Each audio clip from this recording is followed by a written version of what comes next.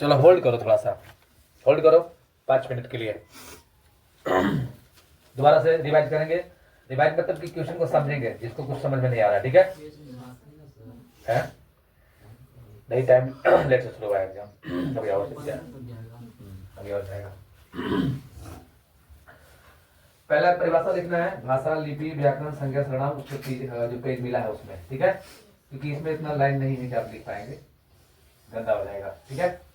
आगे है भेदों की संख्या लिखना है, तो संख्या लिखने में जगह ज्यादा नहीं लेगा, है ना? बस एक एक संख्या डालना है, सबके सामने सामने डाल देना है, किसकी कितनी संख्या, भेदों की कितनी संख्या डाल देना है, कुछ नहीं करना, भेद नहीं लिखना उसमें। आगे देखिए,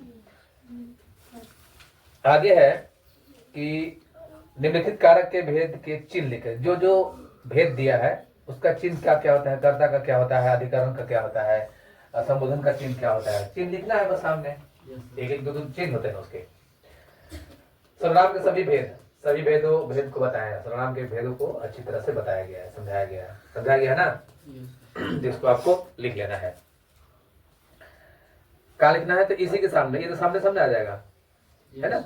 या इतना जगह है खाली इसके लिए, यहाँ भी हम 6 3 3 3 तीनों पर 3 नीचे लिख सकते हैं, यहाँ भी इसके बीच में ऐसा लिखा जा सकता है। ओके, दिए गए सभी शब्दों को लिंग बदलना है।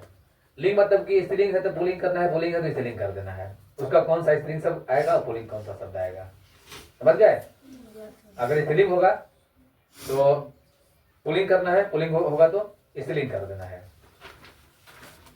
आगे है निम्नलिखित शब्दों के बहुवचन शब्द लिखिए, एक वचन में है सारे शब्द और उसका बहुवचन कर देना है, अच्छी तरह से बताया है, ठीक है ना? आगे देखिए, निम्नलिखित वाक्यों को ध्यान से पढ़ें और विशेषण शब्दों पर घेरा लगाएं। सबको पता है विशेषण किसे कहते हैं, ठीक है? तो विशेषण जो शब्द उसको घेर देना है, हो गया। निर्देशानुसार उत्तर दीजिए। एक स्पर्श व्यंजन लिखने के लिए कह रहा है, कोई भी एक स्पर्श व्यंजन लिख देंगे हम। एक अंतः अस्त व्यंजन कह रहा है, एक अंतः अस्त व्यंजन लिख देंगे हम, कोई भी। एक उष्म व्यंजन बताया गया है। यह कौन सा व्यंजन है, ये भी पता है कि कहाँ कहाँ रहता है, यह स्पर्श में रहता है कि उष्म में रहता है कि अंतःस्थ में रहता है। री कौन सा, री स्वर है या व्यंजन है, ये भी बताना है, उसको मालूम है कि री कौन सा है, क्या है। 9 में है, नीचे दिए गए सभी वाक्य में कारक के चिन्हों को अलग करके लिखें। कारक का चिन्ह जहां लगा हुआ है उसको उठा करके बाहर करके लिख देना है उसके सामने। ओके, राम ने रावण को मारा, गरीबों को दान दिया करो, मैं पटना से आ रहा हूं, मेरा भाई, मैं राम का भाई हूं, डाल पर चिड़िया बैठी है। आसान सा वाक्य है।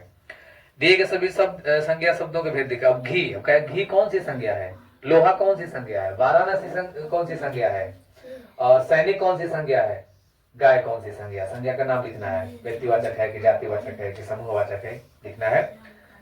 और नीचे आपका सिलेबस है, दैट्स ओवर। कंटिन्यू बनाइए।